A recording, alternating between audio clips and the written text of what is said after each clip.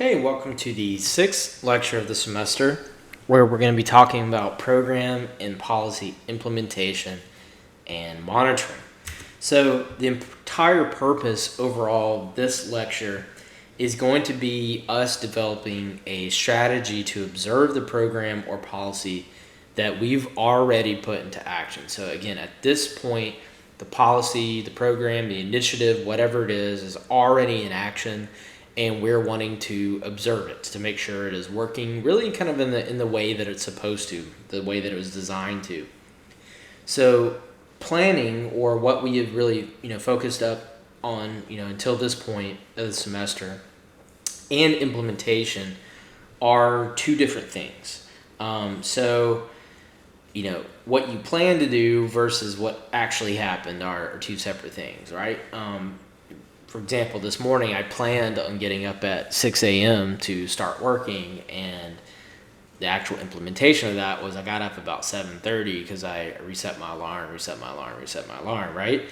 So planning what you intended to do and what you actually did are two different things. And, I always hear about, the Disneyland. When Disneyland started, what they planned for it to be and what actually happened were a bunch of different things. The first day or two, actually the first couple weeks and months of Disneyland's operations were not good. The first day, there were reports that the freshly poured concrete, because it didn't have time to properly set, the sun had actually melted part of it in California, and some of the guests were stepping in wet asphalt. A lot of the rides were breaking down. Now, if you go to Disney World or Disneyland, it is a well-oiled machine, right? They have everything down to a T. They empty trash cans from below because they don't want people to see the trash being removed, and they have it all thought out. In fact, there's a lot of places that study Disney World and Disneyland and as far as being efficient. So again, it's not going to work perfect. People. You're going to run into problems from day one, and they made course corrections, and that means you can make course corrections as well. Thinking about it too, like selling a house. If you've got a house on the market, you might think everything looks great and ready to go, but then it's not, right? Then you got to lower the price. Then you got to maybe retake pictures. You got to paint something that you weren't intended to paint. You got to maybe stage it with furniture to get people to look at it. So again, you have to adapt, really. You have to improvise, you have to adapt. Not to sound like Bear Grylls, but improvise, adapt, and overcome, right? And that's basically what you got to do here. So at this stage, we're concerned with finding out whether the intended design is or was properly implemented, or whether it was implemented differently at different sites. So if you have a program that is being implemented across a state in a couple different counties, there's a very real possibility that one county A decided to do it the proper way and county B decided to go rogue and do it their own way, whether intentional or not. Maybe it could be ignorance or whatever the case might be. All of that could be important here. So what we're going to do now is break down the differences between implementation and monitoring. So implementation is the initiation, management, and administration of the action plan. So once a program or policy actually begins, we want to minimize discrepancies between what was planned, the program or policy design, and what was actually done, the program or policy in action. So monitoring, though, refers to the collection of information to determine what degree the design or the blueprint is carried out as planned, which I'm going to provide a more formal definition of that below. But here you want to look at the data that are collected to find out what is actually being delivered to clients and adjustments that need to be made. And again, to give you an example of that, the triage program that I've given you a couple of examples of so far this semester. they found out, and we found out, even though I was brought in again at the very tail end of it, that what was actually designed to be done and what was actually done are entirely two separate things. So instead of just saying, all right, well, this didn't work, so we're just going to close down shop, make adjustments. And that's what they're currently doing right now. They're making sure that the staff are more well versed in what all is going on. In particular, most of them did not know about the grand scheme of why they were doing what they were doing, or what the other parts did. They only did their job, and that was it. So they made adjustments, right? So adjustments need to be made, and that is important to keep in mind here. Just because it's not working smoothly from day one doesn't mean you scrap the whole thing. You make adjustments accordingly. Give you a sports analogy, like football, right? They do a timeout if they're looking at a play, if the offense is out there and they're looking at the defense and they don't like the matchups they have, they might do a timeout, right, in order to kind of collect themselves. Or at halftime, they might be able to strategize a little bit better to make sure that they can adjust. And you see that happen all the time, where a team is doing great during halftime, something happens. Their momentum's completely gone, or the other team ends up figuring out what they were doing wrong, and they make adjustments, and they end up winning. This happens all the time. I know, sorry if you're Atlanta Falcons fan, but the funny one with that one is they were beating the Patriots 28-3 in a Super Bowl a couple years ago at halftime, and then the Patriots ended up coming back and winning, right, even though they were down 28-3. So again, that's an example of making adjustments when you need to. Then you have monitoring, and monitoring is an attempt to determine whether program or policy implementation is proceeding as planned. So think about monitoring as a process that attempts to identify any gaps between the program or policy on paper, so the design, and the program or policy in action, which is the implementation. So when you're outlining the major questions for monitoring, you have to keep these three things in mind. You have to keep the target population in mind, which we've talked about quite extensively in this class. But again, the target population is, were the appropriate targets selected? What were the characteristics of the actual persons targeted by the program or policy? Did the program or policy meet its specified criteria in terms of client eligibility, like sex, age, gender, income, region, religion, right? Mental health issue, whatever the case might be, and also how many were supposed to be served? Were proper target recruiting and referral and screening and intake procedures that were already designed at the beginning followed? For the second part here with program components or policy provisions, who did what to whom and in what order? You want to keep that in mind. How much actually happened? How often did it happen? Were there variations in how program services or policy provisions were actually delivered? And for the third one here, with program staff or individuals designed to implement the policy, for a program, were proper staff actually selected or trained? Did they fit the specified job descriptions? Did staff understand their duties and perform them as expected? For a policy, were the individuals responsible for carrying out a policy clearly identified? Did they understand the policy and their specific responsibilities? Again, these are all things that you have to keep in mind when you're looking at monitoring. Then to look at instruments to collect the data for monitoring. There are 4 major data collection techniques. There's what's called observational data. There's service records, which are documents. There's service provider data, which is staff. And there's participant data, which are targets. For the observational data, this may provide a rich and detailed source of information about program activities and policy provisions. So here, it's meant that evaluators or trained observers actually participate in or they observe the program or policy that's in operation. So again, this is similar to what I was talking about with the Louisville. Actually, I'll back up.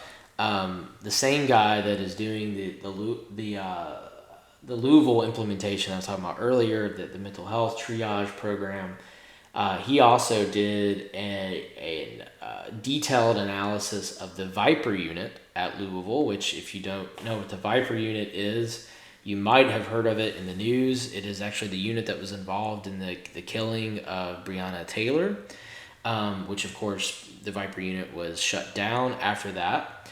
But he was involved in the Viper unit as far as analysis goes by doing ride-alongs. He has something like, I want to say he did around 200 hours of observational ride-alongs with the Viper unit. And in fact, his dissertation was cited. That's what he did for his dissertation. It was cited in Supreme Court, in the Supreme Court case on Breonna Taylor. And he has not been subpoenaed yet, but he has been contacted by hundreds and thousands of news agencies, and he said he has not responded to any of them. But that's an example of it, right? Do a ride along. Get out there, get your hands dirty, see what's going on. Go actually in your organization and watch what's going on. Watch what's being implemented and what's not. But if you do an observation, observers have to be trained on how to make observations and how to record their observations, which is why, like in our program, in all master's programs, you have a research methods class. So then we need to talk about some methods of observational techniques. So one of these is what's called the narrative method. And this is where the observer records events in detail in the order in which they occur. And this is very similar to like a diary or a journal. And the observer describes what services were provided, how the clients reacted, how staff acted, and any other relevant information that might be there. Then you have a data guide method. And a data guide method is where the evaluator or change agent gives observers specific questions that they are required to answer from their observations.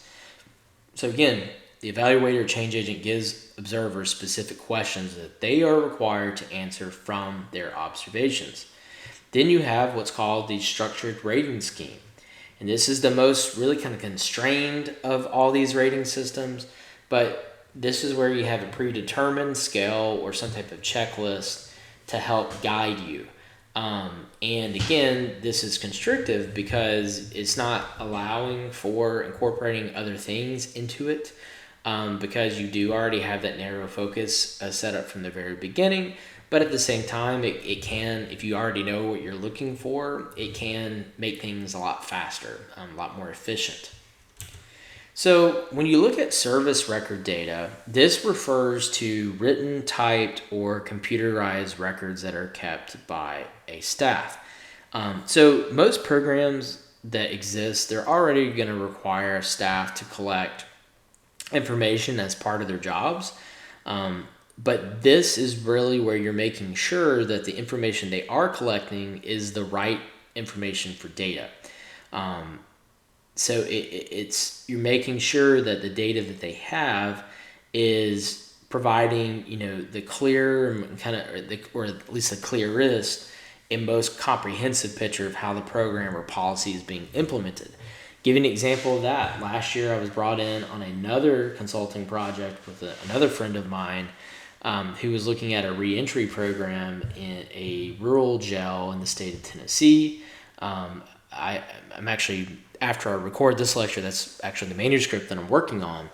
But we had to use agency data. We had to use the service record data that was collected by the staff there.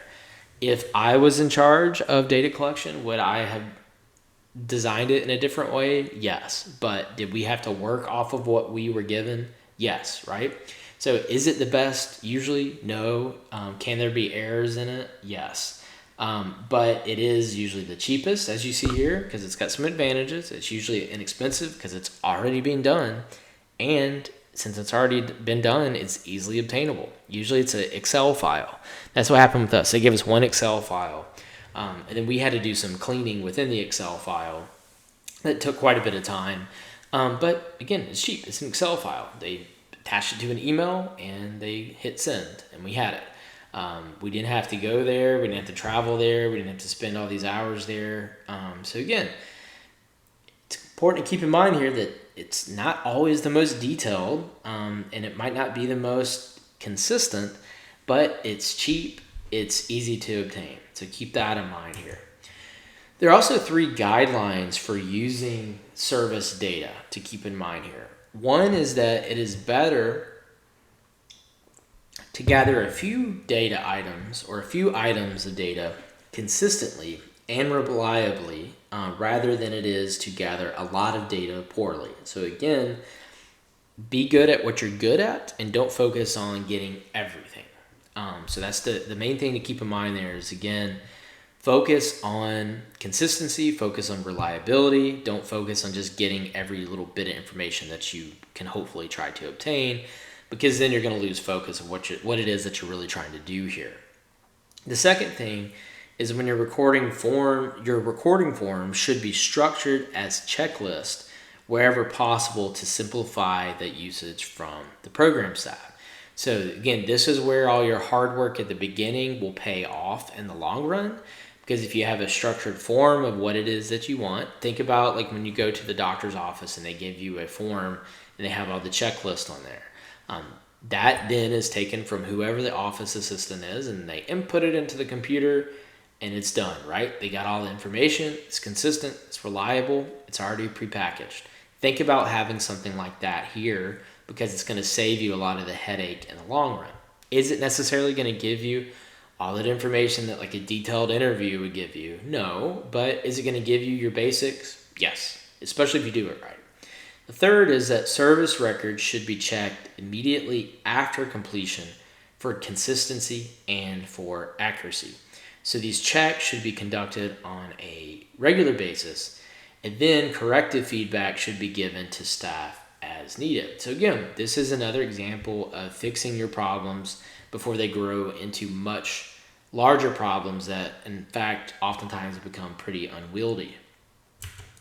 So when you're, again, looking at service provider data, which is a separate thing that we need to focus on for a second, because you have service record data, now you have service provider data. Service provider data refers to information that the evaluator or change agent obtains from program or agency staff members directly. So this is where you would go in, get your hands dirty, observe things firsthand. So there's a strength to this technique because, again, the strength here is that you're going to have regular involvement in the intervention, and because of that, you're going to be able to provide detailed knowledge on everything that's going on. There's some weaknesses to this though, being that it's time consuming, right? When you go and you do this stuff, you have to travel. It's going to take your day. It may take your week. In some extreme ends of it, it's usually worth it in the long run. But there's only one of you, right? So it's going to take away from any of your other job duties that you have going on as well. Then you have participant data, and participant data refers to information that the evaluator change agent obtains from clients or targets directly. So consider really these participant data as customer data. So it's important to get customer feedback, right? I don't know how many times, I know every time I buy something on, through Best Buy, I get emails for the next couple of months asking me to provide a review on either my experience going to pick up the product or on my experience of using the product. So in the same way here, keep the participant data in mind that it'd be like customer data. You want to make sure that those who are using the services and who it's intended for, that it's going as really smoothly as possible. So usually at this stage, you can do questionnaires, you can do interviews, but be leery sometimes of these responses because it can be very similar to like Yelp or some other type of like even like Google reviews or Facebook reviews on a business where you see it's the best food someone's ever had at a restaurant, and then you also see the worst food. So it's like, well, what is it? I know there's some places I've read of restaurants that I love, and then you read the reviews, and there's 5 stars, and then there's 1 of 5 stars, and it's like everything was awful, the service was terrible. I'm like, well, did it really deserve 1 star, right? So you're gonna have extremes on really kind of both ends of the spectrum. So keep that in mind too. The other kind of important notes that we have to keep in mind here, again, is fiscal monitoring. So monitoring your resources, as we've talked about before, and we'll keep talking about throughout the semester.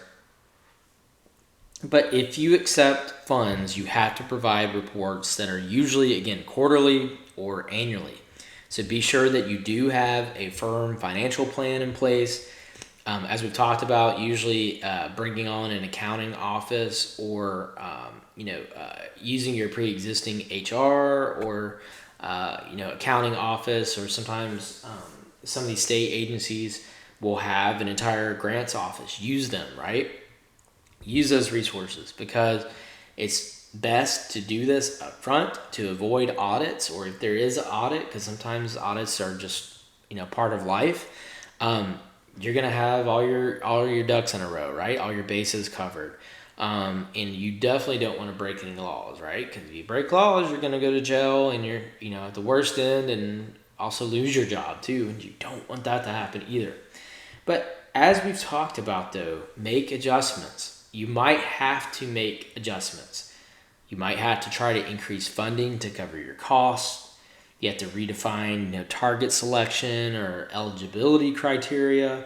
If things aren't going exactly how you planned. You might have to reduce or modify some of these program objectives that you started at the very beginning.